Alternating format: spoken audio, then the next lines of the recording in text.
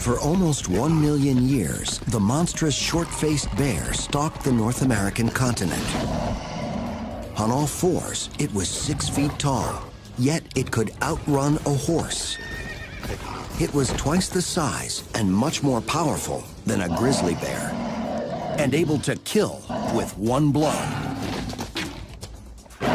Today, scientists are still trying to determine just how this mighty creature lived and what it ate.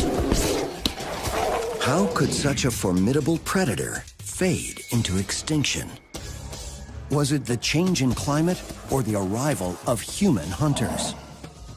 Now, science and innovative technology can take us beyond the bones. We are going to bring this animal back to life, 10,000 years after it left the planet.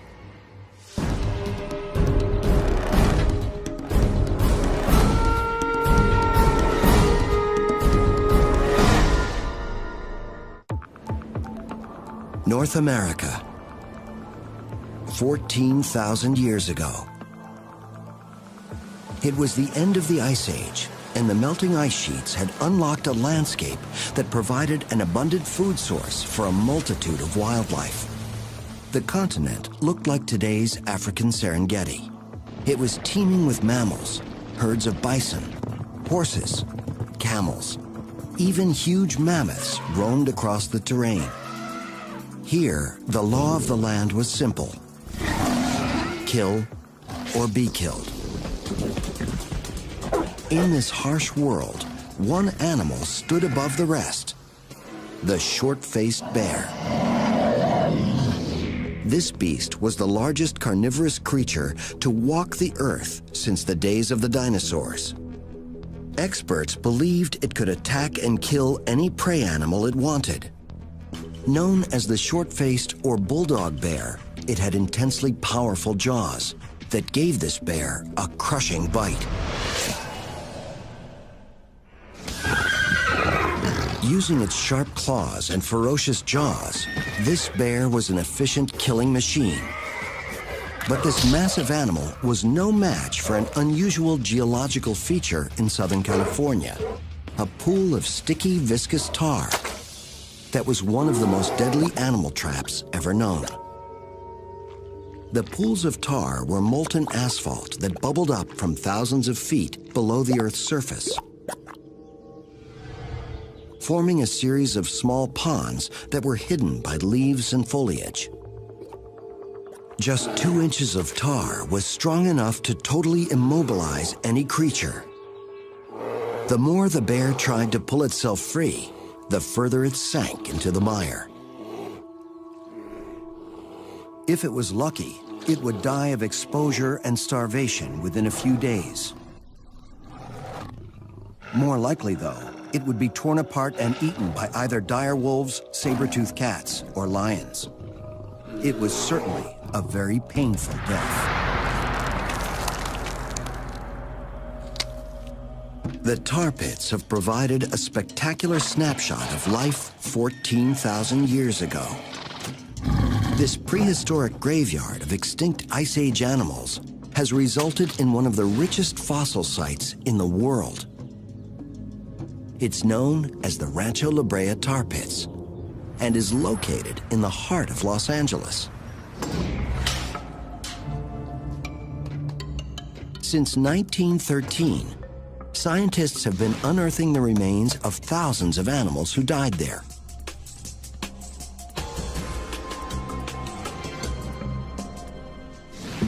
The George Page Museum has amassed a collection of over 3.5 million specimens,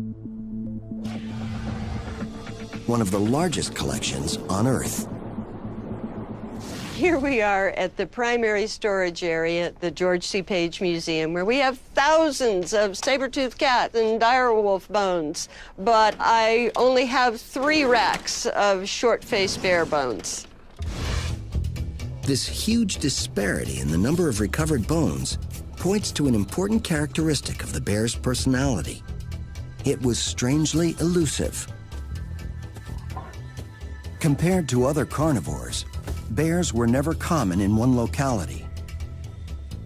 they tended to be solitary hunters that required a large expanse of open ground space. Because these bears are so rare, each and every bone provides a key to piecing together the mystery of who this creature was and just how it lived. The vast collection of Ice Age animals at Rancho La Brea paint a vivid picture of a prehistoric landscape teeming with fierce predators, all competing with the bear. There were saber-toothed cats, dire wolves, and American lions. These apex predators had an abundance of prey to hunt for, such as bison, horse, camel, and even the giant sloth. There were also humans who had migrated over the Bering Strait from Siberia to Alaska about 14,000 years ago. Experts agree that humans came in contact with short-faced bears. This means that the possibility exists that hunters and short-faced bears could have fought each other over freshly killed carcasses. While the tar pits give us the big picture, the true essence of this creature can only be found in the details. Working 3,000 miles north of the Page Museum, Dr. Paul Matthews has conducted breakthrough research on the short-faced bear. Inside his lab in the Canadian Yukon, Dr. Matthews has amassed a collection of over 3,000 bones from the short-faced bear and its contemporaries. The short-faced bear inhabited a broad swath of western North America, from northern Alaska down to Mexico. So it's difficult to say what was the one habitat or landscape that short-faced bears inhabited. Dr. Matthews, along with most experts, agree that this bear was a nomad, and nearly the entire North American continent was its habitat. The bones left behind from the myriad of Ice Age creatures are vivid evidence that the Pleistocene era was a brutally dangerous world for any apex predator, including the bear. No kill is easy. Any potential prey can and will fight for their lives. That animal's not going to stand there and let you just kill it. It's going to struggle. It's going to kick. It's going to try to get away. What often happens is that there are injuries that occur. If you look at Pleistocene bone assemblages, you see a higher incidence of bone breakage, bone pathology such as infections, where the animal incurred the injury but then later healed and kept on living. The closest North American relative to the short-faced bear would be its cousin, the grizzly. And while this bear may be as fierce, there are many characteristics that are very different. 14,000 years ago, the grizzly lived on the same landscape as the short-faced bear, but they weren't competitors. One, quite simply, dwarfed the other. Dr. Matthews lays out 3 bear skulls that tell a striking story. Well, what you're looking at here is a skull of the giant short-faced bear.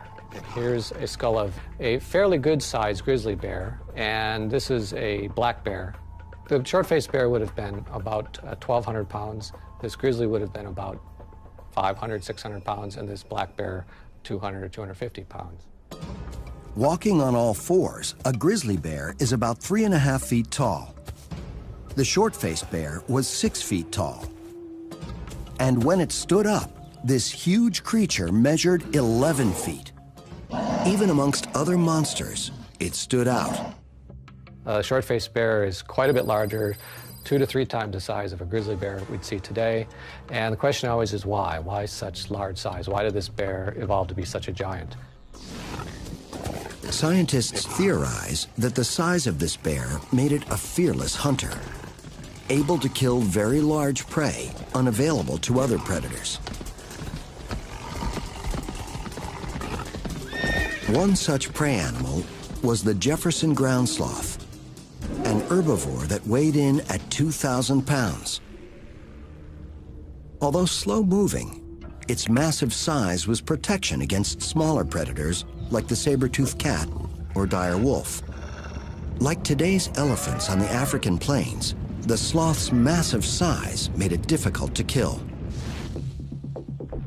If a sloth was attacked by a short-faced bear, it would use its best defense, sheer bulk. You can visualize the sloth rising up on its hind legs to make itself appear bigger and more impressive to chase off a predator. The sloth outweighed the bear by more than 800 pounds. But once the bear stood up, they were nearly the same height. I can see these two animals rearing up, and you would have like a boxing match where they're both up there, they're swinging at each other. In terms of weaponry, this bear had a pretty amazing arsenal. Imagine the reach of these long legs and sharp claws. It would be like a boxer standing up with a super long reach. According to Greg McDonald, the sloth's best defense was to inflict damage with its long, sharp claws. The bear might be able to immobilize its prey by either slashing open their abdominal area or by crushing the sloth's shoulder with his powerful bite. When you think of how powerful its jaw was, it would have created a lot of force that could certainly, if it got a hold of an animal's limb, would break it very quickly with the jaw muscles. With his shoulder broken, the sloth would be defenseless. With the potential of killing any animal on the prey menu, how do we know what the short-faced bear ate?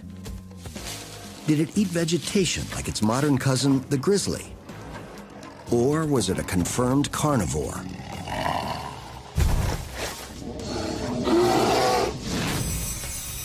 Now, these ancient bones become a dinner menu, helping us to go on a hungry prowl with one of the world's greatest predators. During the Ice Age, a monstrous predator stalked the American landscape: the short-faced bear. This animal died out about 10,000 years ago, but its bones provide an important record for paleontologists who are now studying this magnificent creature. In a lab located in Canada's Yukon, Dr. Paul Matthews cuts into a 26,000-year-old ulna from one of these elusive predators. This bone is amazingly well preserved. This sample, I can tell from the smell, contains over 90% of the original protein that was in the living animal. Dr. Matthews is willing to sacrifice part of this precious bone in order to perform a cutting-edge stable isotope analysis. This test will reveal the bear's diet. Was it a carnivore? Was it an herbivore? Was it an omnivore? Did it eat fish? Things like that. We can learn that kind of information from this sample. The real information about what this animal ate lies in the isotopes of carbon and nitrogen that are embedded in the bone. The bear deposited protein in its bones based on the protein it ate, which came from the animals it ate. So the first step is to use an acid wash to separate the protein from the minerals that make up the bone. A mass spectrometer then measures the isotope levels of carbon and nitrogen in the protein that's left behind. So what we found by analyzing the short-faced bears is that it had a very high or elevated amount of N15, the heavy isotope. And this was a smoking gun, essentially, that told us that it was a carnivore. These isotope results are then compared to a modern-day grizzly bear, which has a mixed diet of both plants and meat. The results are clear. The short-faced bear only ate meat, a pure carnivore. More important, the isotope levels also reveal that short-faced bears had an appetite for almost every prey animal on the landscape. They would eat bison, horse, caribou, even mammoth. In looking at predator behavior, this presents an impossible scenario. There is no modern carnivore that can hunt down all those types of prey. Most predators are specialists, choosing to focus on one type of animal. The isotope levels of other Ice Age carnivores revealed that they all had a very narrow diet. For example, the saber-toothed cat primarily ate bison. This evidence presented a mystery about the bear.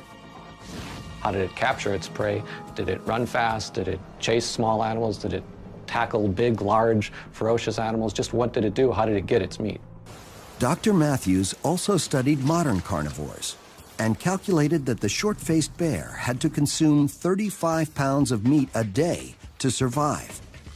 This is more than twice the amount a lion needs. Although the short-faced bear has all the attributes of a supersized apex predator, a completely different profile of this colossal beast began to emerge. One of the problems with putting short-faced bears into the predator box is that no other predator had become this big in the past, not even close when you consider large mammals. When comparing the short-faced bear's gait to the grizzly, calculations show that the short-faced bear was slightly faster, reaching a top speed of 32 miles per hour. But the grizzly could accelerate from 0 to 30 much quicker. This put the short-faced bear at a huge disadvantage when it came to hunting. If it was a super predator like the isotope tests showed, it would have to catch prey using bursts of speed, like a lion.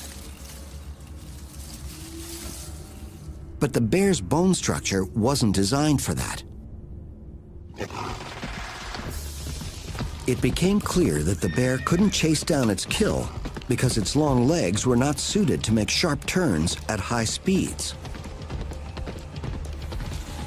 We're standing in front of a reconstruction of an adult giant short-faced bear, and the main thing that stands out are these super long legs that are also very skinny.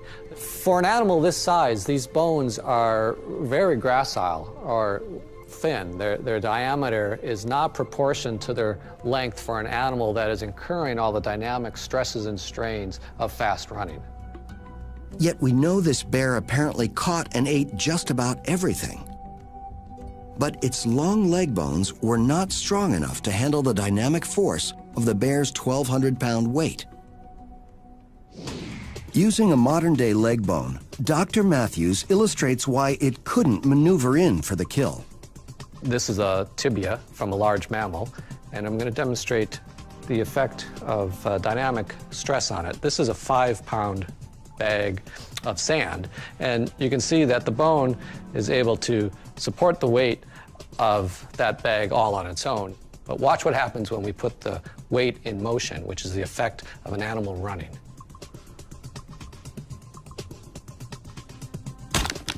So what happens with 5 pounds of weight when it's in motion is it becomes something more like 100 pounds of weight, and this bone isn't strong enough to handle that weight. This simulates the effect on a bone when it slams into the ground during a high-speed chase. The short-faced bear could only chase an animal like a horse in a straight line.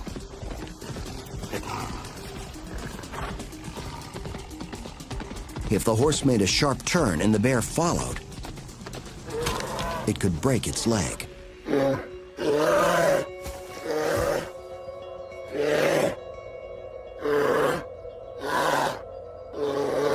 So when you start to piece together bits of evidence like this, you start to see a different picture of this animal. What you see is an animal that's very large, it's very lanky, that can travel at moderate speeds for a long time.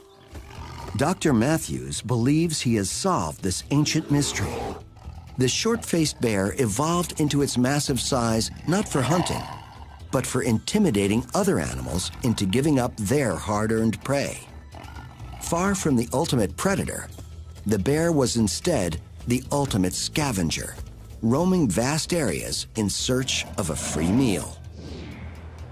Today, grizzlies in Yellowstone Park will follow wolf packs and then seize their prey once they've made a kill.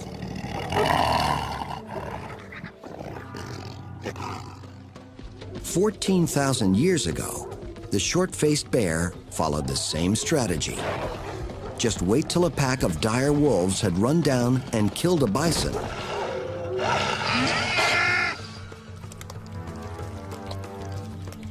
And then swoop in to steal their kill.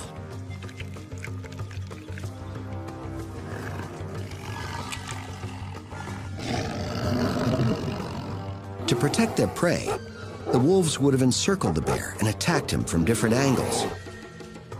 Although the wolves were willing to fight for their kill, the bear's enormous size would intimidate them. Once he stood up, he towered over them by 8 feet.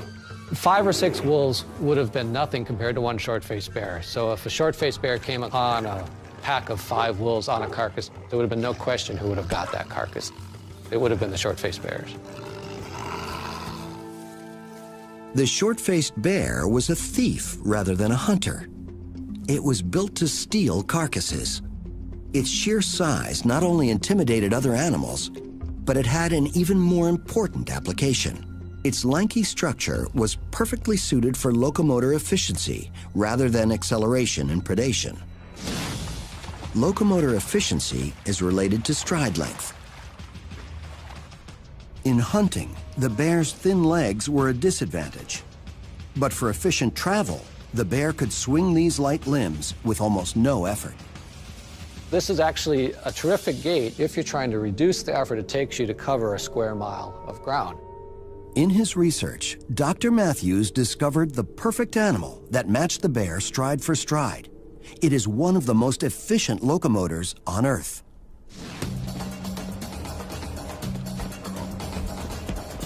You would see a lot of similarity in the way that a camel swings its legs and a short-faced bear swings its legs. There would be a long swinging arc of the 2 legs on one side with some flexing of the abdominal muscles as well to affect that swing. With the help of light legs and long tendons that store energy and then release it like a stretched rubber band, a camel can save 70% of its energy on each stride it takes. This ratio allows the lanky animal the efficiency to glide across some of the most treacherous deserts on the planet. Using other animals as an analogy, Dr. Matthews was able to calculate the bear's cruising speed at 8 miles per hour, which it could maintain for hours at a time.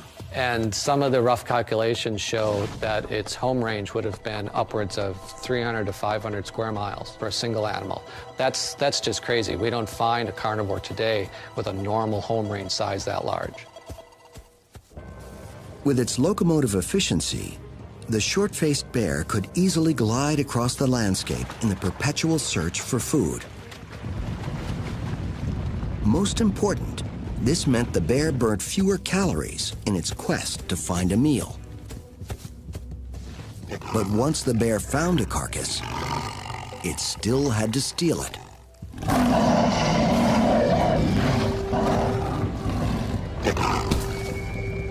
And that was where the bear would earn its place at the apex of the apex predators. 10,000 years after its extinction, the short-faced bear is still an enigma. Its size and ferocity point toward this beast being a hyper-carnivore, hunting down any and all prey. But today, scientists are painting a different picture. This creature could have been a super scavenger, combing the countryside for carcasses. A compelling clue lies in South Dakota, where Dr. Larry Agenbrod and his team of paleontologists found the remains of a short-faced bear. Its presence provides an important clue in piecing together the lifestyle of this mega carnivore. The bear that we've got in here, by all of our analysis, is a prime-of-life male. Pretty good-sized bear. The question is, why is he in here? The bear was found among the remains of 55 mammoths at one of the most spectacular fossil sites in the world. 26,000 years ago, this area was a 60-foot deep sinkhole, about half the size of a soccer field. It was fed by an underground spring. Herds of mammoth were drawn to this mini oasis where they could find food and water. Eventually, some of these behemoths became trapped in the sinkhole. In 1974, Dr. Agenbrod brought a team of scientists to investigate the site. And when they realized the importance of what they found, they decided to leave each set of mammoth bones in the exact same spot where they died. In this way, each set of bones is like a Pleistocene photograph that documents the last moment of the animal's life. The short-faced bear remains were discovered in 1983 in the midst of the mammoths. But this find presented a mystery. Was this short-faced bear hunting mammoths, or was there another reason why it died at the site? The sinkhole was very steep and slippery above the water level. A key clue was in just how the mammoths became trapped. Eating at the water's edge was dangerous. If they took one wrong step, they would fall into the water. Once in the sinkhole, there was no way out. The big round pads on their feet couldn't grip the slippery bank. So they stayed here till they either starved or died of exhaustion. Although the short-faced bear was gigantic, scientists believe it couldn't and wouldn't take on a mammoth. But a dying mammoth was a different proposition. Like a forensic investigator, Dr. Agenbrod carefully considered the death scene and came up with a scenario. The short-faced bear probably smelled either decaying or heard dying animals and decided he'd come in for a hot mammoth sandwich for lunch, and maybe had one that was a little more alive than he anticipated.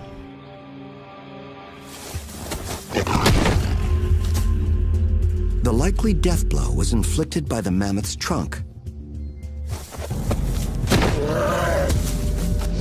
No evidence was found of trauma to the bear's bones. But a body blow to the chest area may have put the bear out of action without leaving any broken bones. But ultimately, how the bear died remains a mystery. How would a short-faced bear find 35 pounds of meat every day? As a super scavenger, it would have needed an array of powerful tools to find food, including an incredible sense of smell. This bear had increased nasal opening and more surface area in the bones that are inside the nose to do the smelling. So its smelling capabilities would have been much better than a brown bear's today. The grizzly bear has one of the greatest olfactory mechanisms on Earth. But the short-faced bear had a much larger nasal opening. Plus, the short-faced bear's height allowed him to stand up over 11 feet high and get his nose into the winds from far away. To get a sense of how proficient the bear's sense of smell was, we went to Bozeman, Montana. Here, Troy Hyde and his trained grizzly, Adam, demonstrated just how powerful a bear's sense of smell is. Troy has raised and trained grizzlies for 10 years. We're going to do a little smell test with the grizzly. And what we're going to do is we're going to put some bait out across this valley and see if the grizzly can detect it with the smell alone and go to it. Troy has his assistant place the target about a half a mile away, behind a grove of aspens completely out of sight from Adam. Once the chicken's scent gets into the mountain air, Adam has no problem picking it up. He's actually got his lip down and he's sucking air in through his lips. He's taking the wind in through his sinuses and through his brain. He can pick out what that is and sort it out. He's sucking it in. In no time, Adam has determined the location of the target and is on the move in its direction.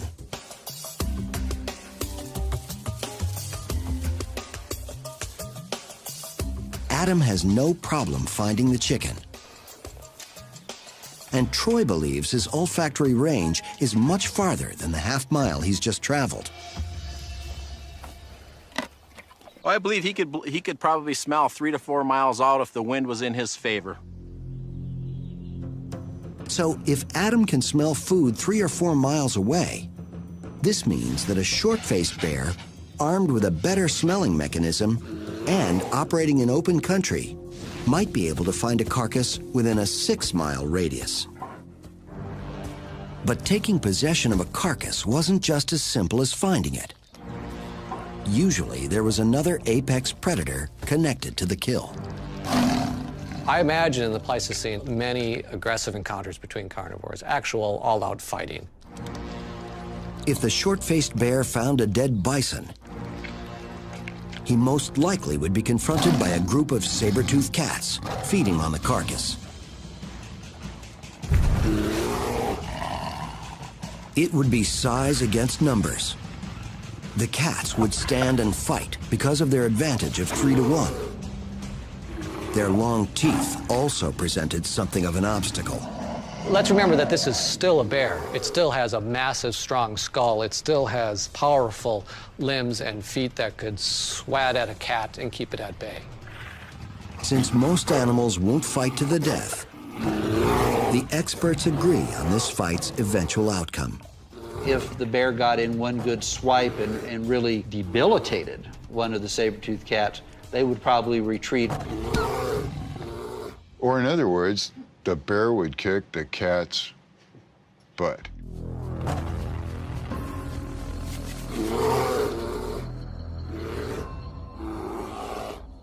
This kind of confrontation might explain why the short-faced bear evolved into such a large creature. Sometimes it didn't even have to fight for its food. Its mere presence was enough to scare off a predator from a freshly killed carcass. But what happened when the bear was late for dinner? Like today's lions in the African Serengeti, no matter how fast the bear tracked down a carcass, other predators would have already eaten the animal's prime parts.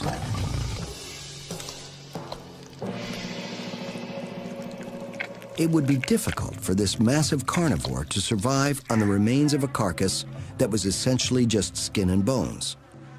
This is where the bear's short face came in most handy. Because its front teeth were so close to the fulcrum of its jaw, the bear's bite could crack open bones. Imagine this pliers is a face, like a jaw, going up and down, and this is the fulcrum of the lever system. If you picture the anterior teeth trying to bite bone or anything else, you can see that there's not very much power in that bite. The anterior teeth aren't very strong. I'm trying to squeeze that very hard, and I'm having no effect on that bone. Now, if we put it back closer to the fulcrum, we're going to see that there's much more power in that bite. The bear's short face gave its jaw the ability to crack open very large bones and access nutritious marrow cavities that contained fats, lipids, and extra calories. There is a large collection of 10,000-year-old bones that testify to the bear's skill as a scavenger. This is a very large bison bone from the Pleistocene. It was a large male, and this is the size bone that only a short-faced bear could have opened up. Dr. Paul Matthews is convinced the short-faced bear was a super scavenger. It could find nourishment in almost any carcass, even if that carcass belonged to another predator. Those feet, they're bigger than a softball mitt, and they got great big daggers on the end of it. He could probably rip you in half with one blow. Some experts believe that while the short-faced bear didn't actively hunt prey animals, it was still king of the beasts. But there was another dangerous predator who appeared on the landscape: human beings. These creatures had the skills not only to hunt mammoths, but intelligence enough to kill almost any animal. Scientists are still investigating the relationship between humans and the short-faced bear.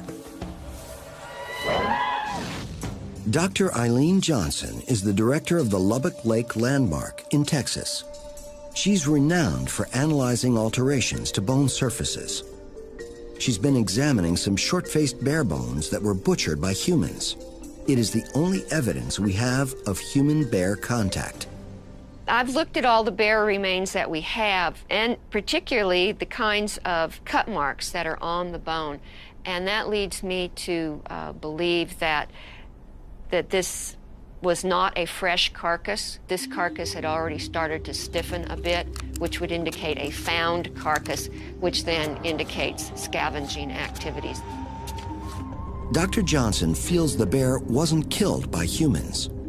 This is the canine from the bear, but it's very worn down. So this is most likely a very old bear. Probably died from natural causes. Ironically, it seems the humans may have found the bear carcass and then scavenged it. The hunters cut off one of the bear's long front legs and made a butchering tool out of its radius, or lower arm bone. Dr. Johnson was able to reconstruct how the bone was broken. The hunters laid it between two rocks that were like anvils. Then a hammerstone was used to break the bone. And it delivers a very quick, very focused force. You get a nice impact, and then the bone breaks in a very particular fashion known as a helical fracture. Since humans only had a few small stone tools, this was an ingenious and efficient way for them to butcher the giant bear, or any other large animal, such as a mammoth. The broken edge of the bone provided a sharp and strong cutting tool that got the job done quickly.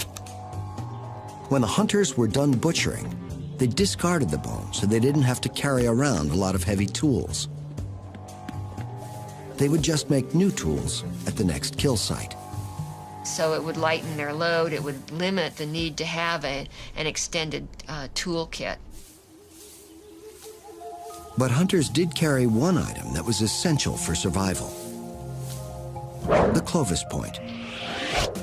This was a stone weapon that was one of the first technologies invented by humankind. It was discovered in 1932 next to a dead mammoth in Clovis, New Mexico. Later, scientists were able to carbon date the mammoth bones, estimating the age of the spearhead as 13,500 years old. The Clovis point was such an important hunting tool that anthropologists dubbed the prehistoric Native American culture who used it Clovis people. These hunters specialized in taking down mammoths, and they were very good at it.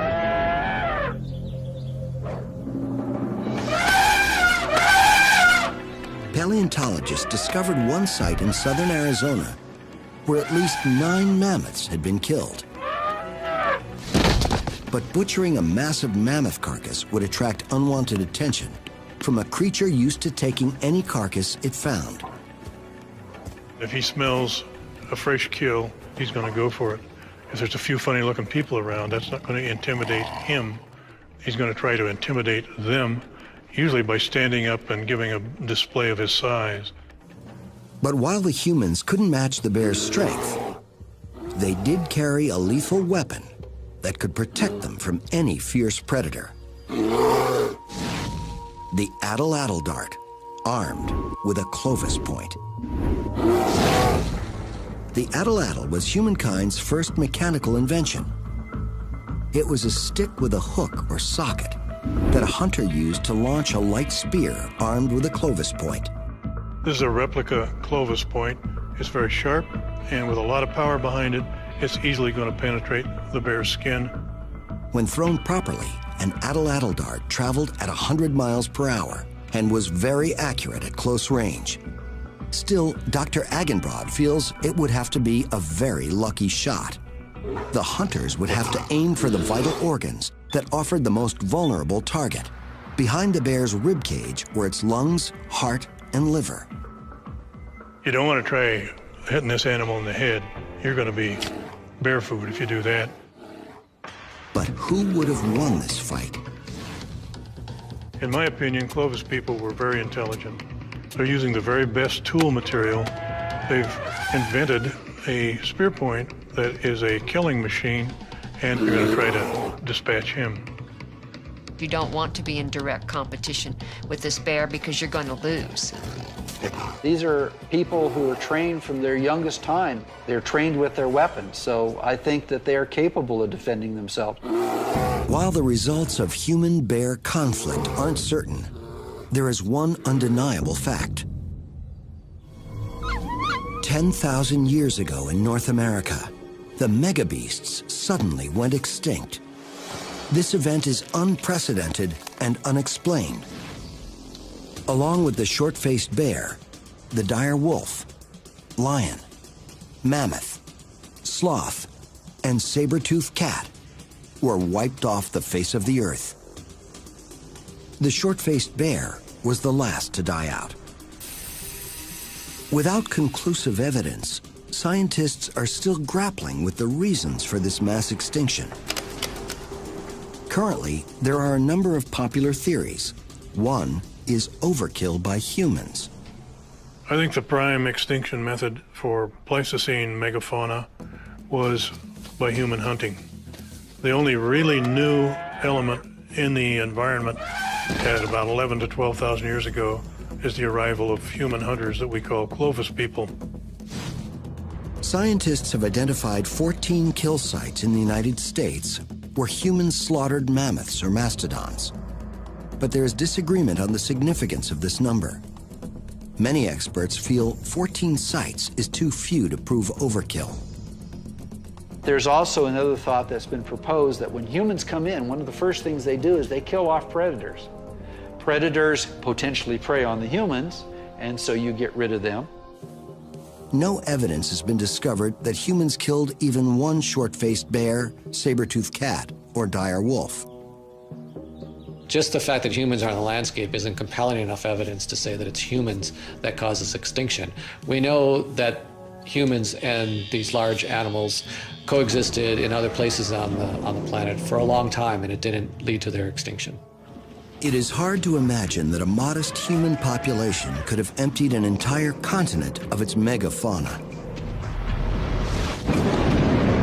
This leads to the one factor that could be common to such a vast area: weather. 17,000 years ago, North America witnessed rapid climate changes. A new theory suggests a comet collision was responsible. Some scientists believe there was a cold snap between about 12,900 and 11,500 years ago. This partial return to freezing ice age conditions put enormous stress on the ecosystem. We can tell from the isotopic analysis of the junipers that plants were greatly stressed. They weren't providing very much in the way of food, so there wouldn't have been very many herbivores. And in turn, there wouldn't have been that many carnivores.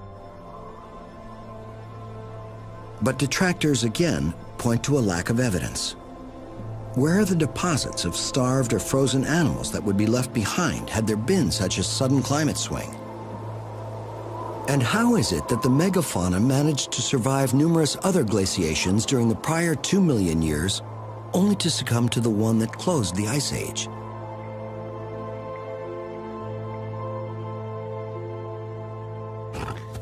So what happened to the short-faced bear? Dr. Paul Matthews favors a scenario where climate change caused the large prey animals such as mammoths and sloths to go extinct. This in turn caused the large carnivores that preyed on them to die out. Once they were gone, these predators weren't producing carcasses on the landscape for the short-faced bear to track down and steal. So eventually, you had such a low density of carcasses on the landscape that short-faced bears could no longer make a viable living. Lacking the adaptability to find other food sources and being solely a meat eater, the short-faced bear died out. Interestingly, its relative, the grizzly bear, had to struggle with the same climate changes, yet it survived.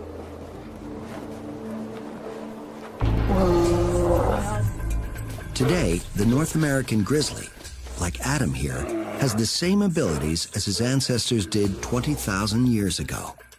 Grizzly bears can find food just about anywhere. They have the nose to find it. They're an omnivore. And so they can find those different food sources, which has allowed them to exist today. As we walked through the forest with Adam, the entire area was like a supermarket for him. The grizzly has the ability to find food anywhere, starting with the bugs and slugs that live under the rocks. One of the things you saw the grizzly use his body weight as he got low to pull the rocks back. You also saw him, when he couldn't move them backward, you saw him shove them forward, and he was using a rocking motion to loosen those rocks up to get them out. Plus, he has the brains and brawn to obtain hard-to-reach food sources. No matter if it's in a mountain stream or up in a tree,